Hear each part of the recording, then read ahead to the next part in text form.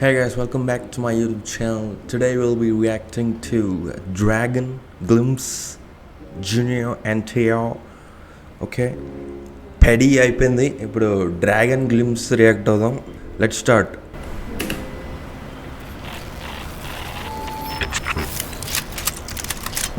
It's true. British వాళ్ళు భారతదేశానికి cotton, steel మరియు స్పైసెస్ స్టార్ట్ చేశాడు అన్న హిస్టరీ.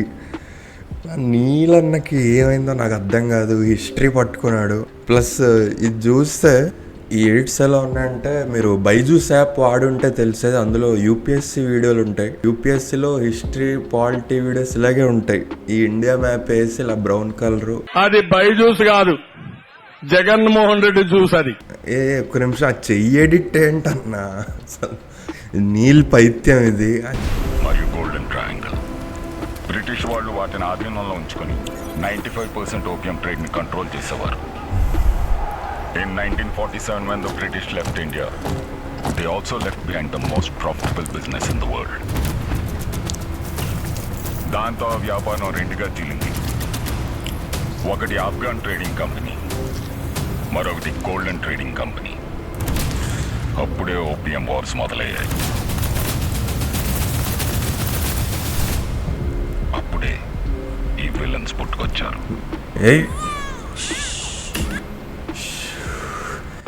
Classic Neel template. ఇప్పటిదాకా ఏదైనా సడన్గా ఒక కాన్ఫ్లిక్ట్ పాయింట్ ఇంట్రడ్యూస్ చేయాలంటే బ్లాక్ స్క్రీన్ వేసేస్తాడు.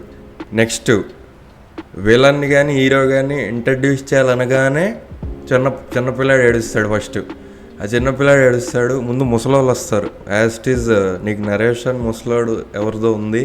నెక్స్ట్ చిన్నపిల్లాడు ఏడవడం స్టార్ట్ చేశాడు. ఇప్పుడు వస్తుంది పుట్టాడు, ఆ ప్రాంతం పుట్టింది, అతను పుట్టాడు అన్నట్టు ఇప్పుడు స్టార్ట్ చేస్తారు.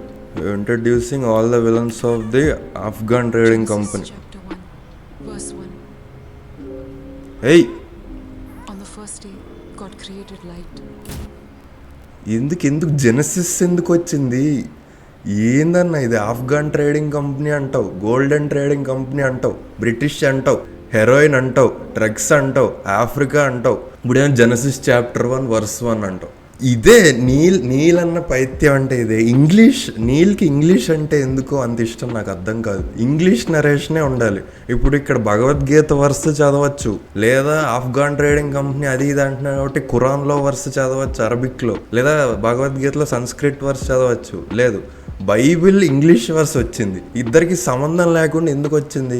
ఎయిదర్ రుక్మిణి పాప క్రిస్టియన్ అయి ఉండాలి, లేదా ఇది బ్రిటిష్ వాళ్ళకి చెప్తూ ఉండాలి. నాకు తెలిసి రెండోదే అనుకోండి. ఎందుకంటే మన నీలన్నకి ఆ పైత్యం విలన్స్కి వాళ్ళ లాంగ్వేజ్ అనే చెప్పడం అనమాట. అది ఉంది కాబట్టి సో నాకు తెలిసి అదే అనుకుంటున్నా. ఇది రుక్మిణి పాప narrating to Britishers. Okay, 1967.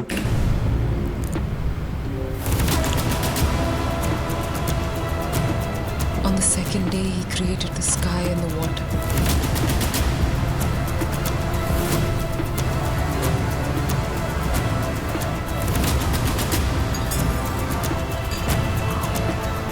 On the third day, he created the land and the vegetation. And on the fourth day, he made the sun and the moon and the stars. అక్క, ఎందుకు అక్క అంత నీరసంగా చెప్తున్నావు? ఏమైంది? మామూలుగానే చెప్పచ్చు కదా, అంత బాధపడిపోతూ. ఏంటో మరి అక్కడ సీన్ ఏంటో చూడాలి. స్టార్ట్ చేశాడయ్యా, ప్యాన్ వరల్డ్ స్టార్ట్ చేశాడయ్యా. Already British, Afghan, golden triangle అనగానే అసలు ఎక్కడికో వెళ్ళిపోయింది. ఇప్పుడు తెస్తాడు ఇంకా సలార్లో కూడా. నాకైతే మెంటల్ ఎక్కింది లాస్ట్లో. సెర్బియన్ ఫోర్స్ అంటాడు, యుక్రెయిన్ రెబల్ ఫ్రంట్ అంటాడు, ఈ ఫ్రాన్స్ అంటాడు, ఇటలీ అంటాడు. ఎవరెవరో వస్తారు, ఎందుకో తెలియదు. ఇప్పుడు బ్రో అసలు ఫస్ట్ ఆఫ్ ఆల్ నా డౌట్ ఏంటంటే సలార్లో ఇప్పుడు మళ్ళీ క్యారెక్టర్స్ అందరూ తెలుగు. ఇప్పుడు ఇందులో కూడా మన ఎన్టీఆర్ అని వచ్చి తెలుగు మాట్లాడతాడు లాస్ట్లో. ఆఫ్ఘన్ కంపెనీ అంటారు, ఇవన్నీ అంటారు కదా. ఇప్పుడు ఫైనల్గా తెలుగే మాట్లాడిస్తున్నప్పుడు ఆంధ్రప్రదేశ్, కర్ణాటక, ఇక్కడ అడవి ప్రాంతాలు, లేదా ఇక్కడ ఎడార్లు, లేదా నల్లమల్ల అడవనో, లేదా ఇక్కడ బ్యాక్ డ్రాప్ పెట్టి స్టేట్ కో విలన్, అదే డిస్ట్రిక్ట్ కో విలన్ అన్నట్టు పెట్టచ్చు కదా.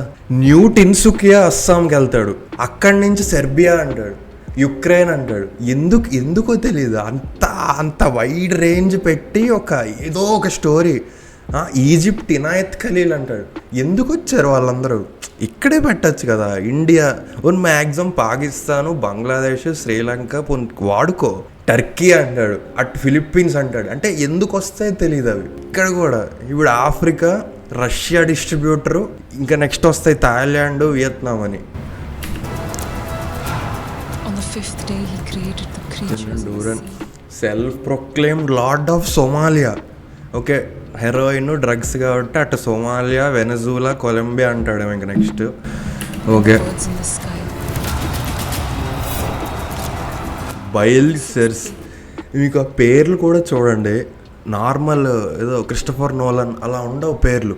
బైల్ సెర్సీ, విక్టర్ మెన్ష్కోవ్, కలాష్నికోవ్, డూరన్.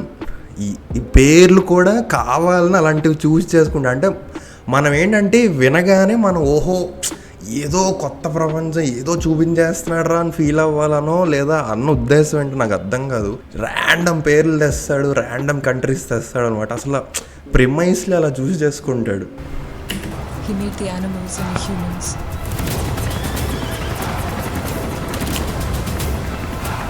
పేరు లేదేంటి? ఇంక పేరు లేదు. ఈ ట్రైనర్ ఏదో అరబిక్ ఆ టైప్లో ఏదో పెట్టచ్చు కదా, మొహమ్మద్ అల్ బిన్ తుగ్లక్ ఏదో అలా పెట్టచ్చు. This train is the 91 deaths. And on the seventh day, God rested. అయిపోయింది, చెప్పానా? ఏదో ఒక కాన్ఫ్లిక్ట్ పాయింట్ లేదా రివీలింగ్ పాయింట్ రాగానే బ్లాక్ స్క్రీన్ వేసేస్తాడు. అంటే మనం అర్థం చేసుకోవాలి, ఓకే ఇప్పుడు ఎవరిదో ఇంట్రడక్షన్ అవుతుంది, ఇప్పుడు ఎవరికి ఎలివేషన్ ఇస్తాడు.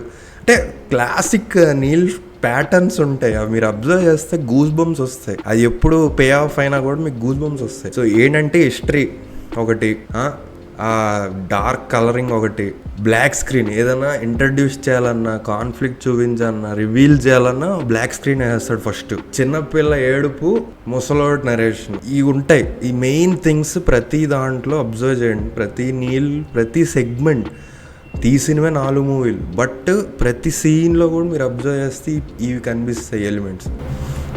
చూద్దాం.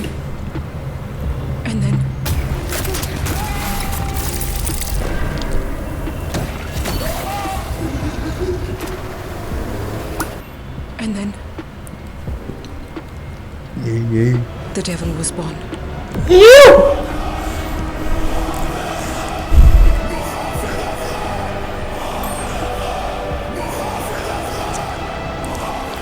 లూగర్. దేవుడు నాకు గొప్ప.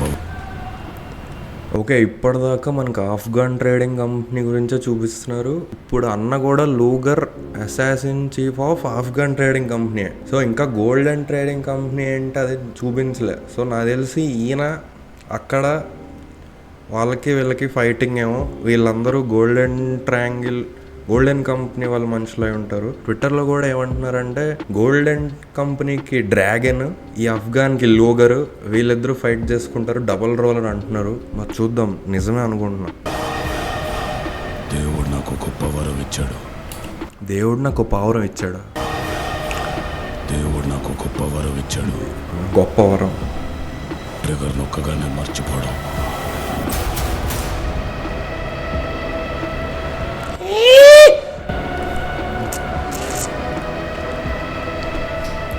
నిద్రపోయినప్పుడు నా కళ్ళలోకి నేను చంపిన వాళ్ళ ముఖాలు రావు.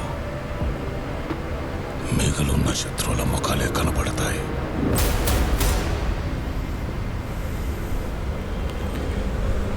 పొరపాటున కూడా నా కళ్ళలోకి రావద్దు.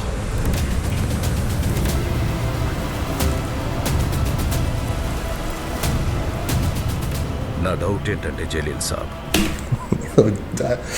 ఆ డైలాగ్స్ కూడా ప్రతి డైలాగ్ చూడండి, ఫార్మల్ లెటర్ రాసినట్టు ఒక టు అండ్ ఫ్రమ్ అడ్రస్, ఒక బాడీ, ఒక లాస్ట్ కంక్లూజన్ అన్నట్టు ఉంటాయి ప్రతి నీల్ డైలాగ్. ఇప్పుడు మీరు మామూలుగా ఏదైనా ఇన్ఫర్మేషన్ చెప్పాలన్నా లేదా ఏదైనా క్వశ్చన్ అడగాలన్నా డైరెక్ట్గా అడుగుతారు, లేదా టాపిక్ ఏంటో చెప్పి అడుగుతారు. మన నీళ్ళని అలా కాదు, ఒక ప్రెమైజ్ సెట్ చేస్తాడు ఆ స్టేట్మెంట్లో. ఇప్పుడు చూడండి, ఈ డైలాగ్ ఏంటి చెప్తాను, దీన్ని నేను ఎలా మామూలుగా ఇంకెలా చెప్పొచ్చో చెప్తాను. ఈ మొక్క హెరాయిన్ కంటే ఎక్కువ విలన్స్ తయారు చేస్తుందా అని ఈ కథలో డైలాగ్ అంటే నాకు డౌట్ ఏంటంటే జలీల్ సాబ్ ఈ మొక్క విలన్స్ ఎక్కువ తయారు చేస్తుంది. మామూలుగా అయితే ఎలా రాయొచ్చు దీన్ని ఎలా రాయొచ్చు, జలీల్ సాబ్ ఈ మొక్క వల్ల జనాల మధ్య గొడవలే పెరుగుతాయి అనిపిస్తుంది అనొచ్చు. లేదు, నాకు డౌట్ ఏంటంటే జలీల్ సాబ్ ఈ మొక్క దీనికంటే దాన్నే ఎక్కువ ప్రొడ్యూస్ చేస్తుందేమో అంటే అలా ఒక బాడీ ఒక స్ట్రక్చర్ ఉంటాయి ప్రతి డైలాగ్కి. ప్రస్థానంలో డైలాగ్లో ఉంది హీరోలు విలన్లు లేరు ఈ నాటకంలో అన్నట్టుంది. నీకు కూడా తెలుసు, విల్లన్ల ఘోరాలు ఎక్కువైనప్పుడు కథలోకి ఒక హీరోని దించాలని. ఈసారి ఆ క్యారెక్టర్ మీదే సార్, మీరే ఆపాలి.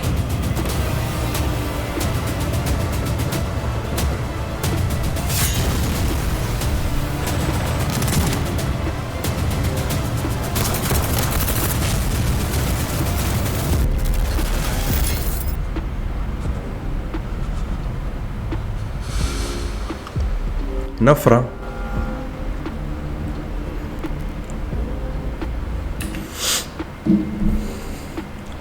ఇనఫ్ చాలు. ఇది అసలు 4.5 minutes లాగే లేదు, తోపుంది. నాకైతే మొత్తం ఫిలిమ్స్లో ఇది ఒకటే బెస్ట్ షాట్ అనిపించింది. ఇక్కడ ఏంటంటే మీకు ఫ్రేమింగ్ ఆ లైటింగ్ వల్ల కొంచెం ఆర్టిఫిషియల్గా ఉంది లుక్ ఇక్కడ. సో నాకు ఈ షాట్ కంటే లాస్ట్ షాటే బాగా నచ్చింది. ట్విట్టర్లో మేముంటుంది వార్ 2 తర్వాత ఏంటంటే ఇంటెన్స్గా డైలాగ్ చెప్పాను కానీ అన్ని ఇలా కళ్ళు చిన్నవి చేసేసి చెప్పేస్తాడు సీరియస్గా. ఆ గొంతు కూడా ఏంటిరా ఇంకా అలా చేసేస్తాడు. ఎందుకు అలా చేస్తున్నాడు, మామూలుగా చెప్పొచ్చు కదా అని. అన్న మళ్ళీ ఇందులో కూడా అంతే, కళ్ళు చిన్నవి చేసేసి ఏదో base voice, extreme base voice force చేస్తున్నట్టు ఉంటుంది ఆ డైలాగ్ డెలివరీ. సో ఎందుకు అలాగా దేవరాలో కూడా చూసాం ఆ పెద్ద దేవర క్యారెక్టర్. 11th June 2027 ఏంటిది, ఇంకెందుకు బ్రో అంతసేపు వెయిట్ చేయలేం. టిపికల్ నీల్ స్టైలే ఉంది, నాకెక్కడ ఏం తేడా అనిపించలేదు. మ్యూజిక్ మన సలార్కి మిగిలిపోయిన బీజియంలు ఇక్కడ కొట్టేసినట్టున్నాడు రవి బాస్రూర్ అన్న. సో అంతే, ఒక క్లాసిక్ నీల్ గ్లింప్స్ వీడియో అంతే. కొత్తగా అంటే ఎన్టీఆర్ అన్న తప్ప నాకు కొత్తగా ఇంకేం అనిపించలేదు. ఇంకా యాజ్ యూజువల్గా రష్యా అన్నాడు, సెర్బియా అంటాడు, ఇంకా ఆఫ్ఘాను, థాయిలాండ్, బాబో ఇంకా 196 కంట్రీస్ తెస్తాడు. సో చూద్దాం. స్టోరీ అయితే ప్రిమైస్ అయితే బాగుంది, ఓపియం వార్స్ అని చెప్పి కాన్సెప్ట్ అయితే చాలా బాగుంది. మరి డెఫినెట్గా మంచి స్కోప్ ఉంది. మరి అన్న కూడా పర్ఫార్మెన్స్ ప్యాక్ ఆడతాడు కాబట్టి మన నీలన్న ఏ రేంజ్ అవుట్పుట్ తెస్తాడో చూద్దాం. ఇప్పటివరకు పెద్ద ఎంజాయ్ చేద్దాం. సో నెక్స్ట్ వీడియోలో కలుద్దాం, అంతవరకు ఎంజాయ్ చేయండి. ఉంటాం మరి, బాయ్.